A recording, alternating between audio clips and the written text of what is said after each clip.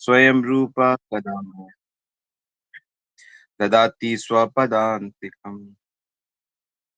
वन्देऽहं श्रीगुरो श्रीयुतपदकमलं श्रीगुरून् वैष्णवांश्च श्रीरूपं साग्रजातं सगनरघुनाथान्वितं तं सजीवं साद्वैतं सावधूतं परिजनसहितं कृष्णचैतन्यदेव श्रीराधा कृष्णपदान् सगनललिता श्रीविशाखान्वितं च जय श्री कृष्ण चैतन्य प्रभु नित्यानंद श्री अद्वैत गदाधर शिवासादि गौर भक्त वृंद।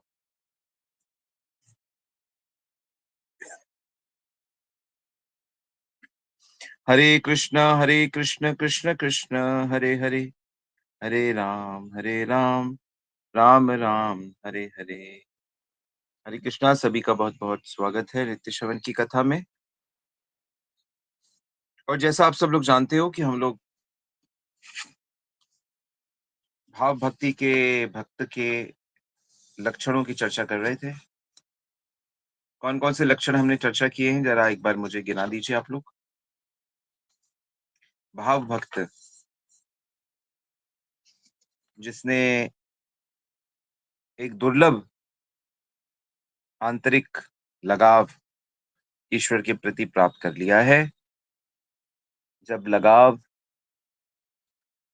बुद्धि से लगाव बढ़ाने की चेष्टा की जाती है कि नहीं, वो लगाव बढ़ाना है भगवान के प्रति, कृष्ण सेवा के प्रति, तो हम वैदिक साधना करते हैं। और जब वो लगाव एक अच्छी मात्रा पे हो जाता है, तब भक्त को भाव भक्त कहते हैं। तो हमें कैसे पता लगेगा कि कोई वैष्णव भाव भक्त किस स्तर पे है, या दूसरे है या नहीं, लेकिन हम हैं या नहीं, क्या हमारे अंदर भगवान की भाव भक्ति जगी? तो उसके कुछ लक्षण हैं। उस लक्षण से हमें पता लग जाता है कि हम प्रेम के अभी कितने निकट हैं। तो जो जो हमने चर्चा किया है वो क्या क्या है? ओके,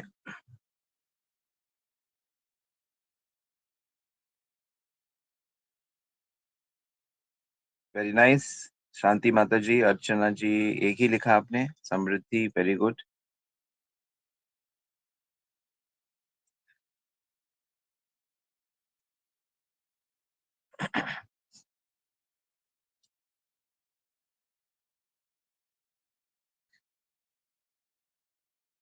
उसकी शांति डिस्टर्ब नहीं होती कभी, उसकी शांति सदैव बनी रहती है, पहला लक्षण। वो एक क्षण भी भगवत भक्ति के अलावा खर्च नहीं करता। संसारी विषयों के प्रति उसका पूर्ण विरक्ति रहता है। अपने लिए बिल्कुल भी जीरो मान्य, कोई मेरे को अपेक्षा नहीं होती सम्मान की, निरपेक्ष, अमानीना जिसको बोलते हैं, अमानीना, मान शून्यता। भगवान से भगवान से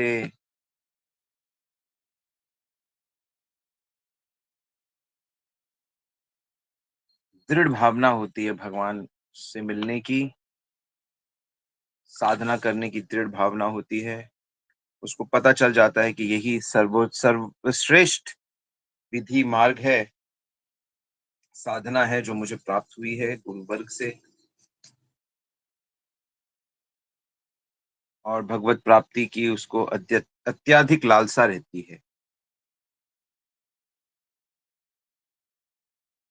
ओके, अत्याधिक लालसा रहती है।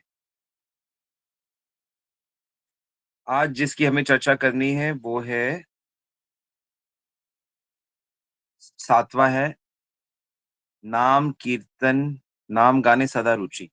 नाम कीर्तन में सदा रुचि रहती है उसकी।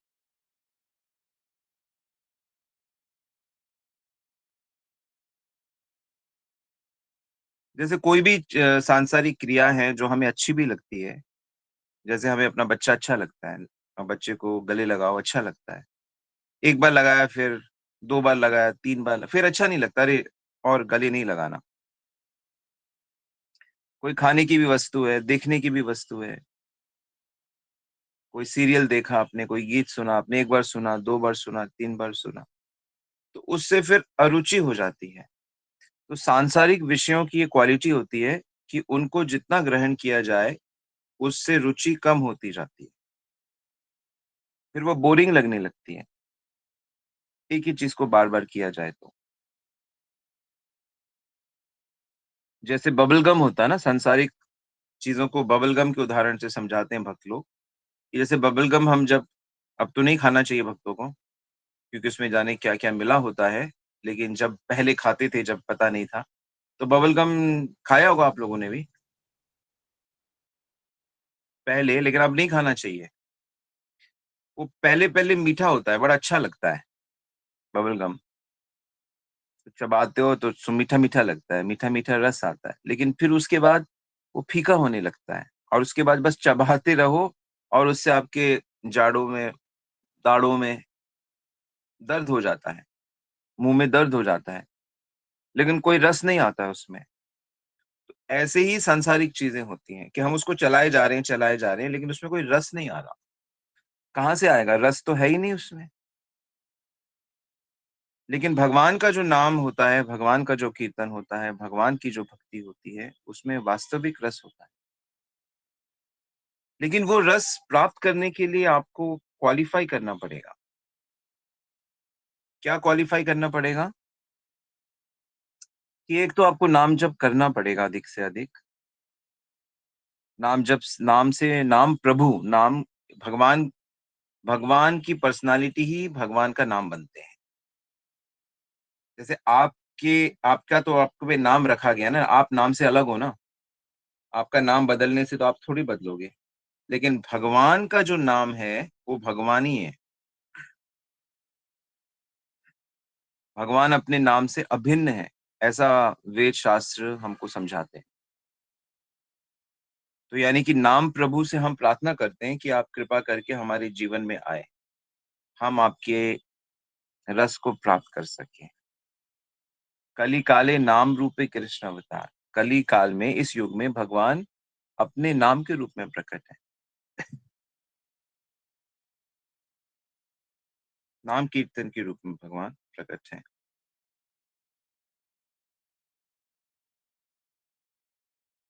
तो जो भक्त लोग ईमानदारी से नाम जप करते हैं, देखो नाम जप सबसे अच्छा नाम जप होता है कि आप उसको नियम से रेगुलर करो। ध्यान दीजिए इस बात पे, सब बड़े ध्यान देंगे। नाम जप का असली फल मिलता है जब हम उसे नियमित रूप से रेगुलर करते हैं, चाहे वो चैंटिंग हो, जप करना हो या फिर कीर्तन करना हो। इसी तरह हमें कीर्तन भी नित्य करना चाहिए। एक समय निर्धारित कर दीजिए, एक दिन निर्धारित कर दीजिए कि भाई हम लोग इस समय पे इकट्ठे होंगे और इस समय पे हम लोग कीर्तन करेंगे, बिना किसी अपेक्षा के। तो ऐसा अगर कोई आपका मंडली बनती है, ऐसा कोई ग्रुप बनता है, कोई बैंड बनता है कि नहीं हम लोग हर संडे कीर्तन करेंगे या हफ्ते में 3 दिन करेंगे या हर दिन करेंगे और ज़्यादा नहीं तो घर के मेंबर ही आप लोग 2 लोग, 3 लोग, कोई ना हो तो अकेले ही मानसिक रूप से भक्तों को अपने साथ मान लो, भगवान को साथ मान लो और कीर्तन करो। तो जब हम रेगुलर बिना दिखावे के, बिना परफॉर्मेंस के आजकल क्या होता है कि लोग कीर्तन को एक परफॉर्मेंस समझते हैं, करने वाला भी और सुनने वाला भी।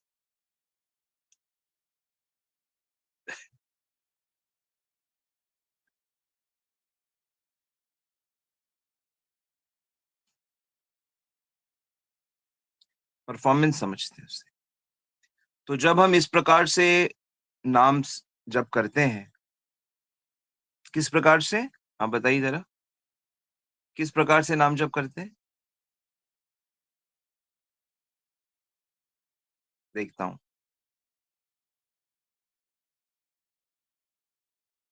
नियमित, यस, सुनील प्रभु ने ठीक लिखा, नियमित और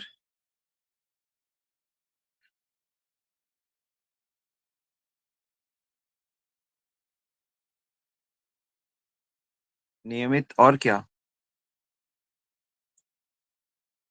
और बिना किसी दिखावे के, परफॉर्मेंस के। हाँ, कोई अपेक्षा नहीं। बिना दिखावे के, नियमित,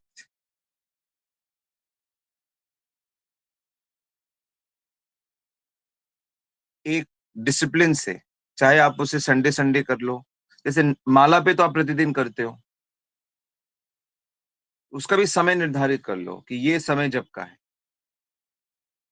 इस समय इतनी माला, इस समय इतनी माला, ऐसे।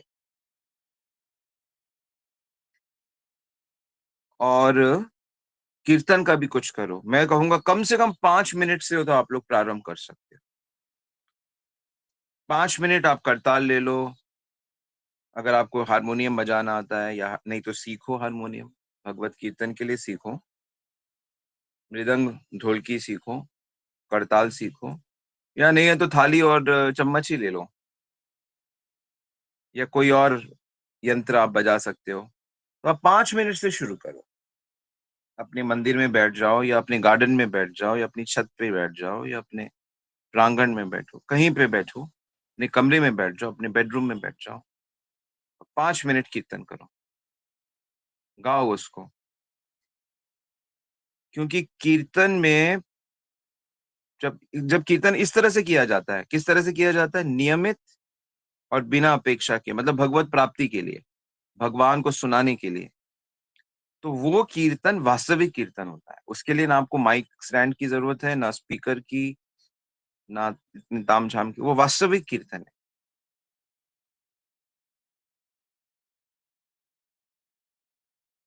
ना आपको ऑडियंस की जरूरत है, क्योंकि ऑडियंस को थोड़ी सुनाना है कीर्तन। कीर्तन किसको सुनाना है? कीर्तन तो कृष्ण को सुनाना है।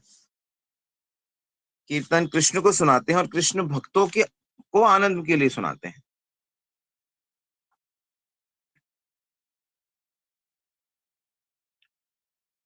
भक्ति भाव से कीर्तन किया जाता है। तब फिर वो कीर्तन क्या करता है? अपने सारे फल हमको दे देता है। क्या फल दे देता है? कीर्तन का क्या फल होता है? हृदय शुद्ध हो जाता है, दिव्य आनंद आता है। लिखते चलो, हृदय शुद्ध हो जाता है,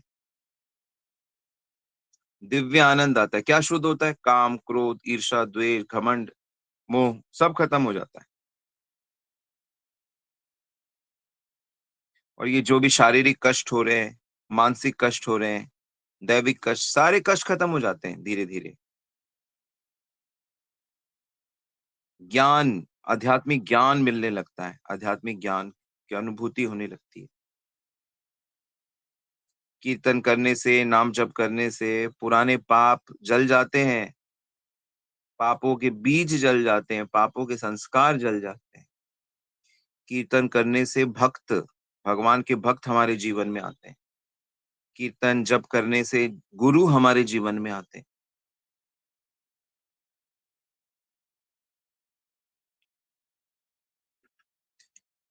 ये सब चीजें होती हैं कीर्तन करने से। भगवान हमसे अट्रैक्ट होने लगते हैं। परंतु नियमित और अनपेक्ष और होना चाहिए। ये कंडीशन है इसकी। तो जो ऐसा भक्त होता है, जो भाव भक्त है, वो सदा, उसको बड़े इंटरेस्ट से, रुचि से कृष्ण कीर्तन करता रहता है। और उसका आनंद, उसके आनंद को कोई नाप नहीं सकता। तो शुरू करेंगे 5 मिनट से कीर्तन। कौन कोशिश करेगा 5 मिनट से कीर्तन? कि ठीक है, मैं, प्रभु जी ने कहा है, स्वामी जी ने कहा है, और आज्ञा तो पालन करनी चाहिए। बस 5 मिनट, मैं ज्यादा तो नहीं बोल रहा। आप माला तो कर ही रहे हो, इसको भी अपने जीवन में ज़रा ऐड करके देखो। बस 5 मिनट करताल ले लो और कोई ना कोई वाद्य यंत्र फिर सीखने का भी मन करेगा, परंतु प्रतिदिन करना है इसको।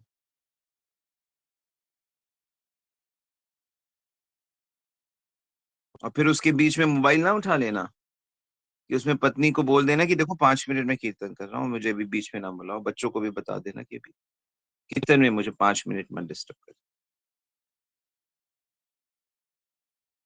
और कहीं आपके घर में कोई गेस्ट आ गया और आपने कह दिया कि मैं भी 5 मिनट कीर्तन करूँगा, आप भी मेरे साथ करो। फिर तो सोने पे बड़ा ही सुंदर बात है फिर तो। फिर तो कहना ही क्या? भगवान कहेंगे, "अरे! मेरे नियम के प्रति इतनी ईमानदारी।" तो भक्त लोग करते हैं, ऐसा नहीं है कि मैंने पहले नहीं कहा ये, कहा है लेकिन भक्त लोग करते हैं, फिर माया भुला देती है उनको। फिर माया उनको दूसरी चीज़ों में लगा देती है। फिर वो कहते हैं, "अरे 5 मिनट से क्या होगा?" 5 मिनट से क्या होगा? एक क्षण की ईमानदारी प्रभु का ध्यान खींच लेती है। भक्ति ये नहीं जैसे लोग सोचते इतनी तपस्या कर लेंगे तब जाके भगवान मिलते हैं, भक्ति में ऐसा नहीं होता। भक्ति में ऐसा नहीं होता। मैं आपको उदाहरण देता हूँ। एक बड़ी सुंदर कथा है, बड़ी प्यारी, बड़ी मीठी कथा है। नारद जी को एक बार ऐसा लग गया कि मैं बहुत भगवान का उत्तम भक्त हूँ। लीला की दृष्टि से एक कथा है, तो नारद जी को ऐसा अभिमान हो जाता है कि मैं बहुत उत्तम भक्त हूँ, तो वो भगवान से ही तारीफ लेना चाहते हैं। जैसे होता है ना हम लोगों में कि हम अपने गुरु से तारीफ लेना चाहते हैं, लेकिन ये अच्छा नहीं है। लोग हमको हमारा गुणगान करें, हमारी भक्ति ये अच्छा नहीं है वैसे, ये आएगा धीरे-धीरे। तो नारद जी भगवान से कहते हैं, "भगवान आपका सर्वश्रेष्ठ प्रिय भक्त कौन है? इस पूरे ब्रह्मांड में सब बैकुंठ मिला के, ये मिला के, वो मिला के।" तो भगवान कहते हैं कि वो उस गाँव का वो किसान है। किसान? वो सर्वश्रेष्ठ है प्रभु। हाँ, मुझे सर्वश्रेष्ठ तो वही लगता है। कितना नाम जप करता है वो प्रभु? कहता तुम जाके देख लो ना नारद। नारद जी तो हर समय नारायण, नारायण करते हैं, हर समय प्रभु नाम लेते हैं। तो उन्होंने देखा उस किसान को कि वो सुबह, दोपहर को और शाम को बस एक-एक बार प्रभु का नाम लेता है। सुबह को उठता है, दोपहर को भोजन करने से पहले लेता है, फिर रात को सोने से पहले प्रभु का नाम लेता है। सिर्फ 3 बार नाम लेता था। तो नारद जी को बड़ा कौतुक हो जाता है कि ये कैसे? हम तो हर समय प्रभु का नाम लेते रहते हैं और दूसरों को शिक्षा भी देते हैं और प्रभु कह रहे हैं मुझे वो बड़ा पसंद है। तो वो जब विष्णु जी के पास ये उस बात को क्लेरिफ़ाई करने के लिए आते हैं, तो विष्णु जी कहते हैं ये सब हम बाद में डिस्कस करेंगे, अभी मैं लक्ष्मी जी के साथ एक बड़ा अच्छा गेम खेल रहा हूँ, तो मैं चाहता हूँ उस गेम में तुम भी पार्टिसिपेट करो। तो कहता है हाँ, ठीक है प्रभु बताइए क्या करना है? बोला देखो ये एक एक कटोरी देते हैं और उसमें पूरा तेल भर देते हैं। तो कहते हैं ये पूरा तेल इसमें एकदम बिल्कुल ऊपर तक भरा हुआ है। अब आपको जाना है, परिक्रमा करके आना है, लेकिन इसकी एक भी बूंद गिरनी नहीं चाहिए। तो आपको बैलेंस रहना चाहिए और इतने समय में आपको वापस आना है। आप तो उड़ सकते हो तो आप पृथ्वी का चक्कर लगा के आ जाओ। लेकिन ध्यान रहे एक भी बूंद गिरनी नहीं चाहिए। तो उस गेम में पूरी तरह से नारद जी इन्वॉल्व हो गए। पूरी तरह से इन्वॉल्व होके वो गेम में बड़े ध्यानपूर्वक हवाई मार्ग से वो गए, घूम फिर के आए और प्रभु के सामने बड़े प्रभु आप ही बताइए कितने नंबर मिले मुझे? क्योंकि एक भी बूंद छलकी नहीं है। आप मेज़र कर लो चाहे जितना तेल था उतना ही एकदम है। तो प्रभु कहते हैं बहुत अच्छी बात है नारद बस पर एक सवाल है कि इतने टाइम पे मेरा नाम कितनी बार लिया था? ये जो हम खेल खेल रहे थे, इसमें कितनी बार मेरा नाम लिया था?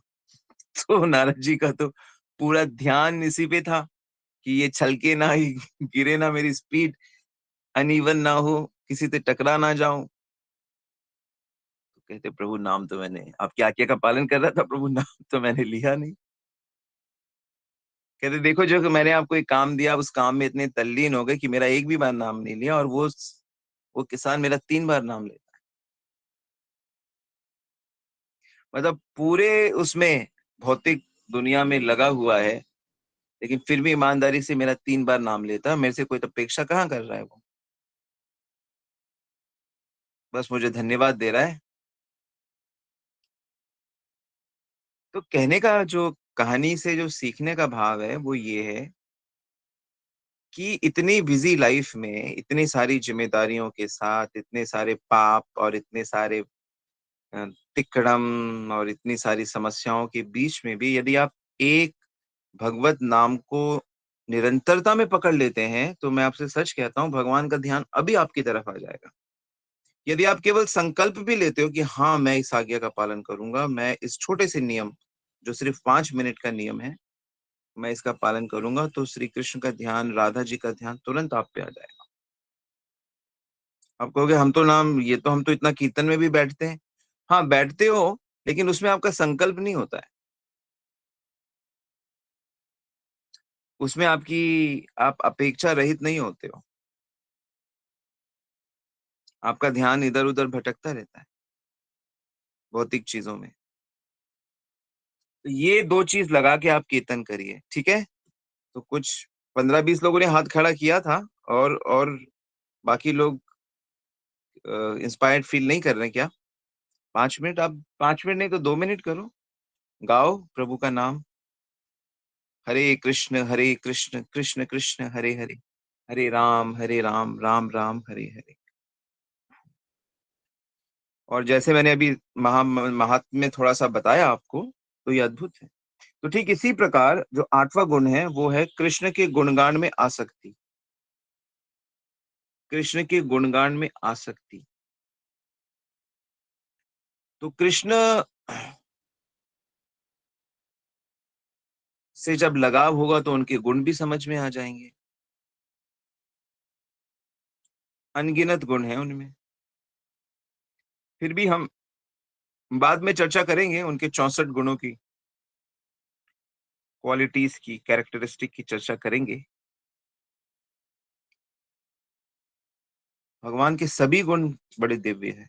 उनका एक गुण तो ये है कि आपके जीवन में जो कुछ भी आपको लग रहा है कि मेरे पास ये सब उन्होंने ही दिया है। इससे ज्यादा और क्या कहें। आपका पिता कौन होगा, माता कौन होगा, आपकी शक्ल कैसी होगी, शिक्षा कहाँ मिलेगी, सब उनकी अरेंजमेंट है, उनकी कृपा है।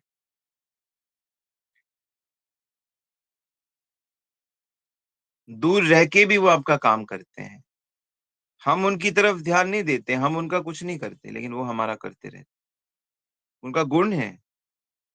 तो जब आपको उनका गुण समझ आ जाएगा, तो फिर आप उनका गुणगान में लग जाओगे, उनके बारे में दूसरों को बताओगे कि तुम क्यों नहीं श्री कृष्ण भक्ति करके अपने दुखों को पूरी तरह से जीत लेते। ये हायर सेंस है ना।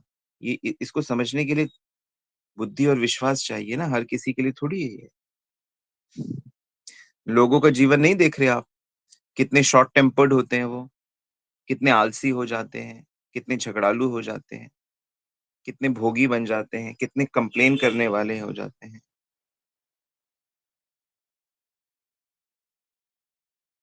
लोगों का हाल नहीं देख रहे क्या? हम भी वैसे ही जीवन नहीं जी रहे थे?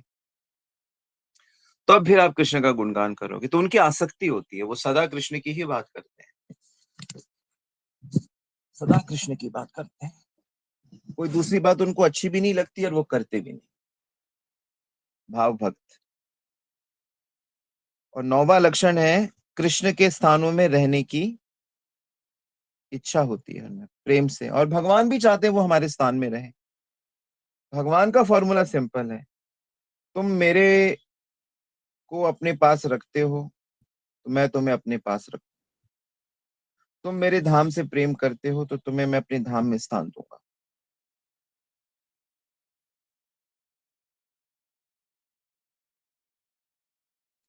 तो भगवान का जो स्थान है वो 2 जगह पे है। एक तो है इस भौतिक जगत में, जहाँ पे उन्होंने तरह-तरह से लीलाएँ करी हैं, जैसे वृंदावन, मायापुर आदि है। और एक उनका प्रपंचातीत आध्यात्मिक जगत है।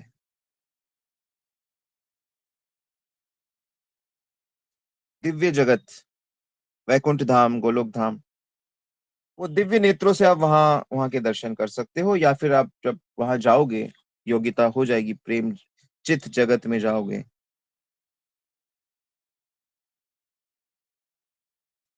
शुद्ध चित जगत है वो, शुद्ध चित जगत।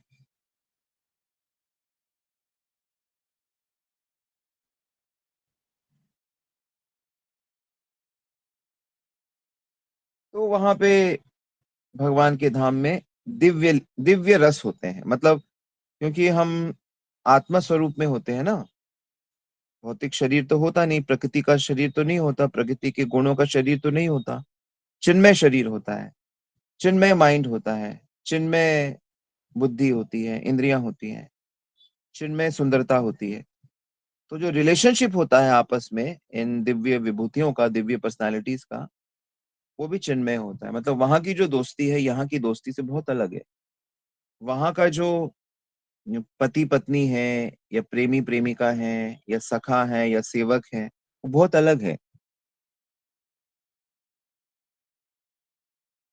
तो इसलिए उन रिलेशनशिप को चिन्मय रिलेशनशिप कहा जाता है। चिन्मय मतलब चेतन रिलेशनशिप। तो चेतन धाम है वो। तो हमारे शास्त्रों में और ग्रंथों में इसको बार बार कहा गया है कि देखो वो धाम बहुत दूर नहीं है, और यहाँ का भी जो धाम है ये भी प्रकट है, लेकिन इसको देखने के लिए प्रेमा भक्ति चाहिए। प्रेमा भक्ति जीव को भगवान अपना जमुना प्रकट कर देंगे, जमुना के तट, वृंदावन की कुंज कलियां, वृंदावन की जो भी लीलाएं हैं, सब प्रकट हो जाती। सच मानो ये है। पर इसको देखने, इसको फोटो तो नहीं खींचा जा सकता इसका, और ना ही कोई किसी को दिखा सकता है।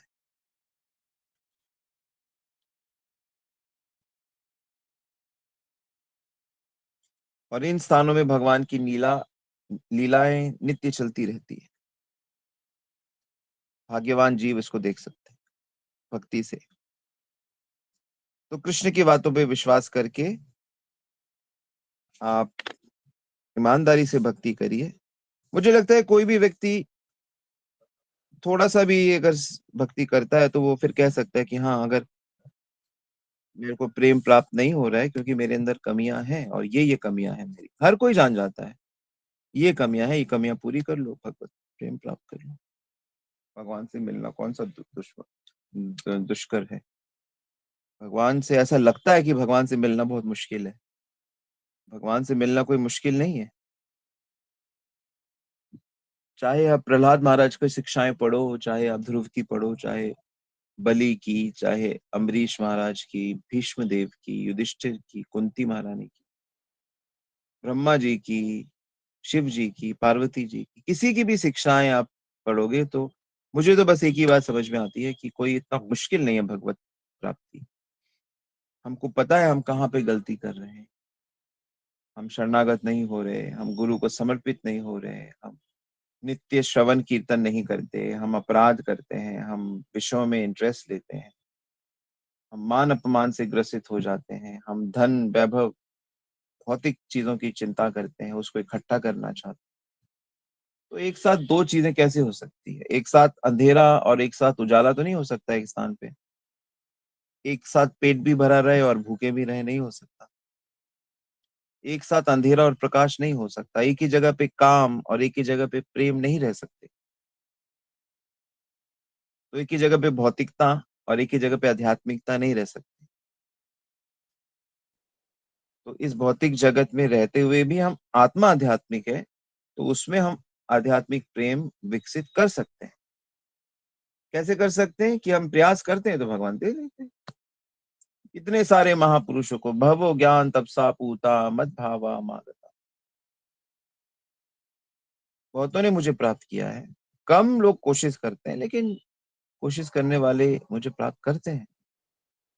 वीतराग भय क्रोधा मनमया ममुपाश्रिता भवो ज्ञान तपसा पूता मद्भावा अनन्या चेतसा सततम यो माम स्मरति नित्यसा तस्याहम सुलभम पार्थम। ये अर्जुन, जो अनन्य भाव से मेरा भजन करता है उसके लिए मैं सुलभ हूँ। भवामी ना चिरात पार्था मया विषेत चेतसा, कि मुझे देर नहीं लगती उसको अपने पास बुलाने में, अपने दर्शन देने में। भक्ति रेवेनम नयति भक्ति रेवेनम दर्शति भक्तिर वशो पुरुषो, कि वो महापुरुष, वो कृष्ण भक्ति के वश में है। भक्ति से हम उनके पास ही नहीं पहुंचते, भक्ति से भक्ति रेवेना दर्शति, भक्ति से हम उनके दर्शन करते हैं। कौन सी भक्ति? शुद्ध भक्ति, प्रेमा भक्ति। तो इसे करिए और जीवन सफल करिए, और सांसारिक चीजों के पीछे पागल मत बनिए। सांसारिक चीजें, कर्तव्य करते रहिए। भगवान और देवता जो आवश्यक है भेजते रहेंगे। सही समय पे विवाह करना है तो पत्नी भेज देंगे, अच्छी पत्नी भेज देंगे। उसको ढूंढो मत तुम यहाँ पे वहां पे लफंटरों की तरह। हर स्त्री के पीछे अपने मन को दूषित मत करो। भगवान पे, देवताओं पे भरोसा रखो।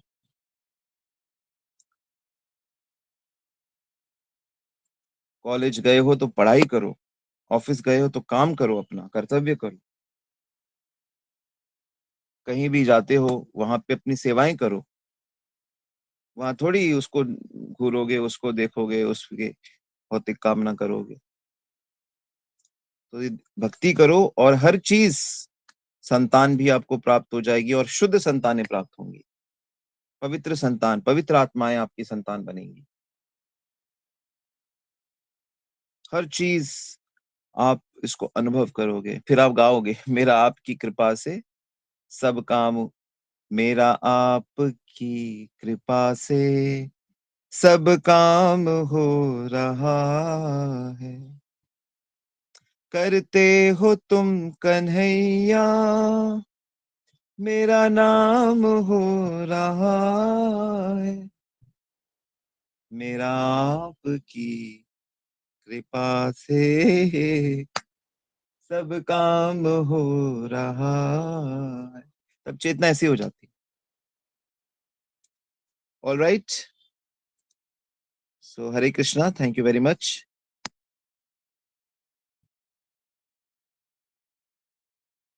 सो आशा करता हूँ कि आपको ये भाव भक्त के गुण सुनकर अच्छा लगा और प्रेरणा भी मिलेगी कि आप भी उसे प्राप्त करो।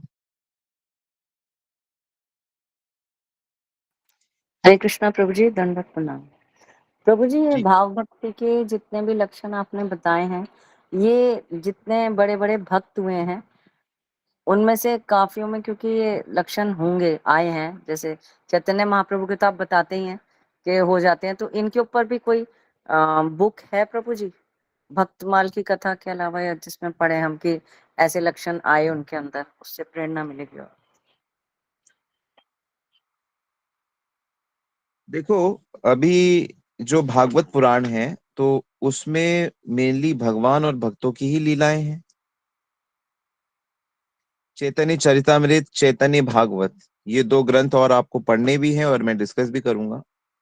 जैसे अभी हम लोग क्या डिस्कस कर रहे हैं, अभी हम लोग तत्व डिस्कस कर रहे हैं, अभी हम लोग शिक्षाएं, अभी हम लोग चैतन्य महाप्रभु की शिक्षाएं डिस्कस कर रहे हैं। एक बार आप लोग शिक्षाएं सीख जाओगे, उसका पालन करने लगोगे, फिर हम चैतन्य महाप्रभु की लीलाएं डिस्कस करेंगे, जो उनके भक्तों के साथ उन्होंने लीलाएं करी।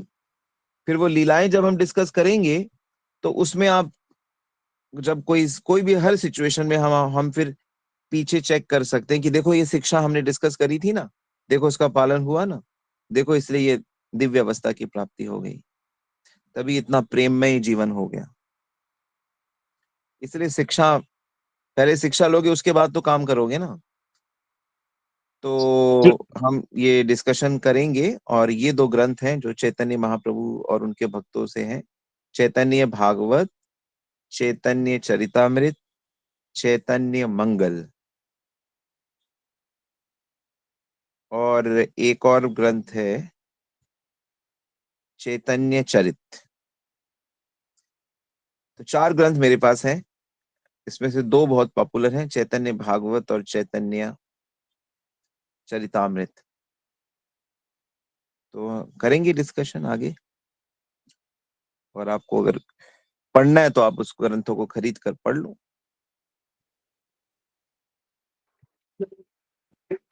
जी प्रभु जी, धन्यवाद। सो कीर्तन है कि आप क्या कभी भी कीर्तन कभी भी कर सकते हैं। शुरू शुरू में तो हाँ, आप कभी भी कीर्तन कर सकते हो, लेकिन अगर हो सके तो आप ऐसा एक टाइम फिक्स कर लो कि उसी समय पे करो, है ना। उससे डिसिप्लिन और अच्छा होगा। और भगवान भी बिजी हैं, भगवान भी कहेंगे अरे रुको अभी 5 मिनट मेरा भक्त कीर्तन करेगा, मैं उसे सुनते हुए जाता हूँ। तो भगवान के लिए भी अच्छा है। हालांकि ये सिर्फ मैं मजाक में कह रहा हूँ, लेकिन भगवान तो 24 घंटे आपके साथ हैं, लेकिन फिर भी एक उनको भी अच्छा रहेगा।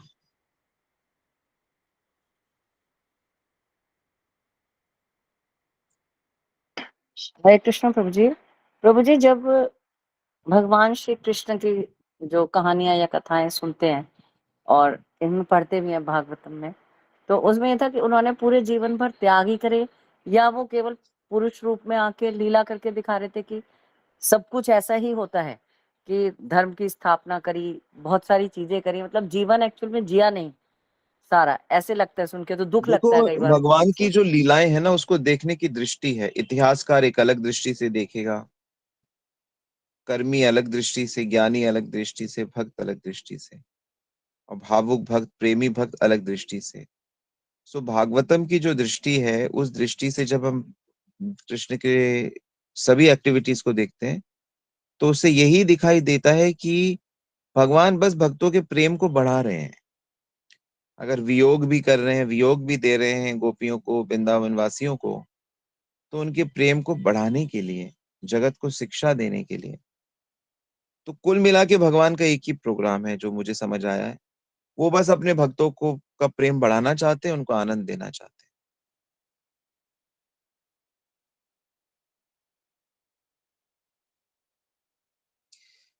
सीमा जी ने यहाँ पे कहा है कि भक्तमाल एक गीता प्रेस की ग्रंथ आता है, उसमें भी भक्तों का चरित्र है काफी, वो भी पढ़ सकते हैं बिल्कुल।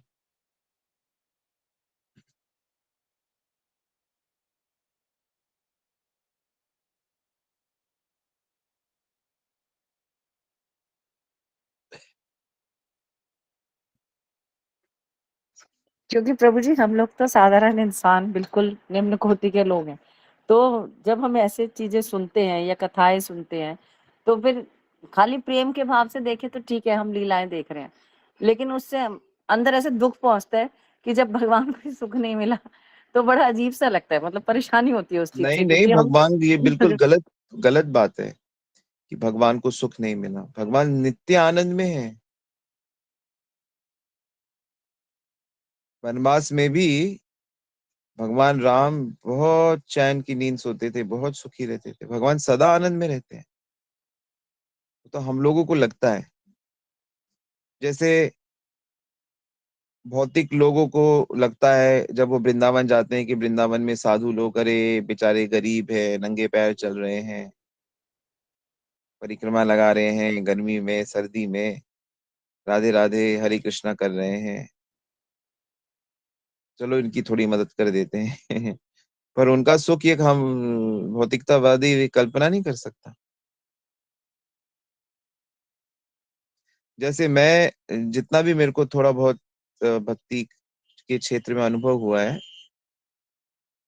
तो मैं गारंटी से कहता हूँ कि मेरे जो मित्र गण थे पहले, जो अभी बड़ी बड़ी कंपनियों में नौकरी करते हैं, बिजनेस करते हैं, वो कल्पना नहीं कर सकते कि भक्ति के जीवन में क्या सुख है।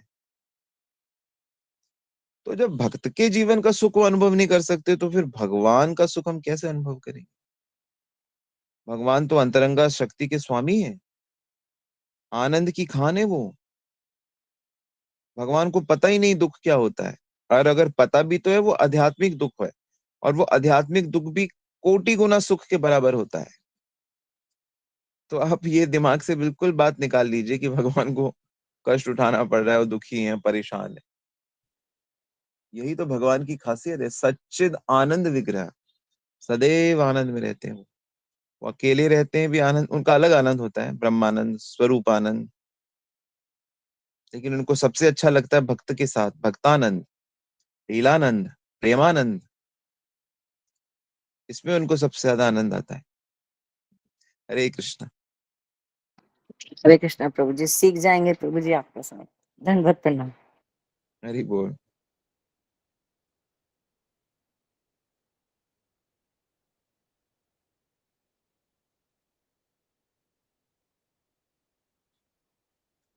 मतलब जीव क्या करता है, दोषारोपण करता है भगवान को बिना जाने।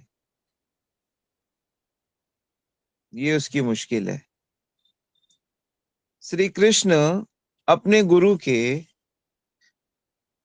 मरे हुए बच्चे को वापस ले आए। श्री कृष्ण अपनी माँ देवकी के 6 बच्चे जो मरे हुए थे उनसे पहले, जिनको कंस मार देता था, उन सबको वापस लेके आ गए वो। पता है ना आपको? भागवतम पढ़ा कि नहीं पढ़ा? जी प्रभु जी। तो अब आप बताइए कि जो व्यक्ति मरे हुए बच्चे, पता नहीं कब मरे, उनके जन्म से कितने पहले मरे, ऐसी कितनी कितनी लीलाएं हैं भागवतम में।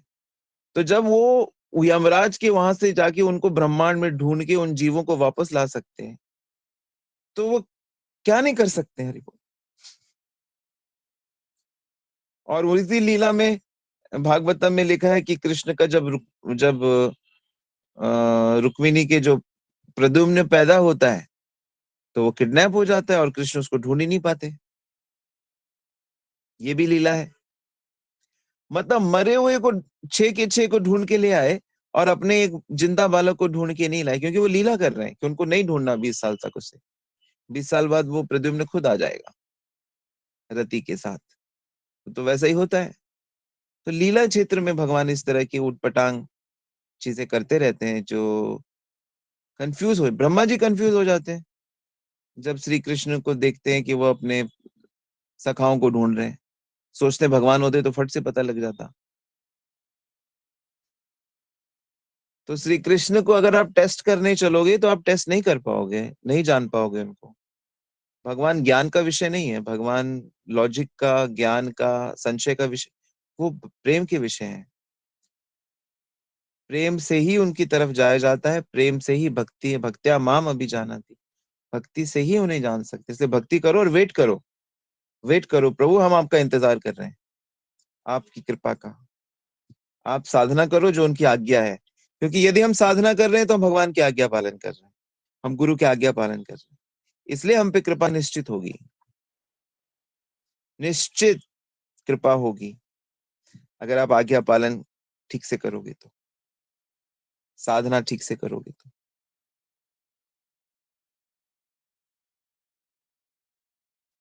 ये तो मूर्ख लोग हैं जो जानते नहीं है, उल्टे सीधे सवाल पूछते हैं, बेकार की बातों में उलझ जाते हैं, कंट्रोवर्सीज में फंस जाते हैं, अपना समय व्यर्थ करते हैं, अपना माथा खराब करते हैं, दोषारोपण करते हैं।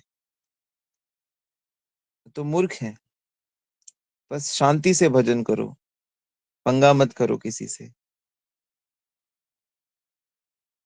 तब भगवत प्राप्ति होती है।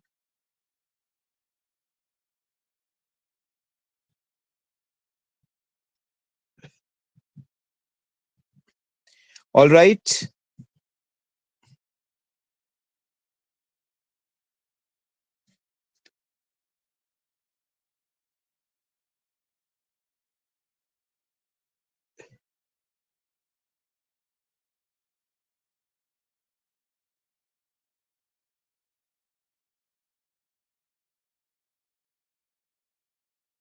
वाञ्छा कल्पतरुभ्यश्च कृपा सिन्धुभ्यैव च पतितनां पावनेभ्यो वैष्णवेभ्यो नमो नमः। जगत गुरु शिला प्रभुपाद की जय। श्री श्री गुरु महाराज की जय, समस्त भक्तवृंद की जय, गौर प्रेमानंदी।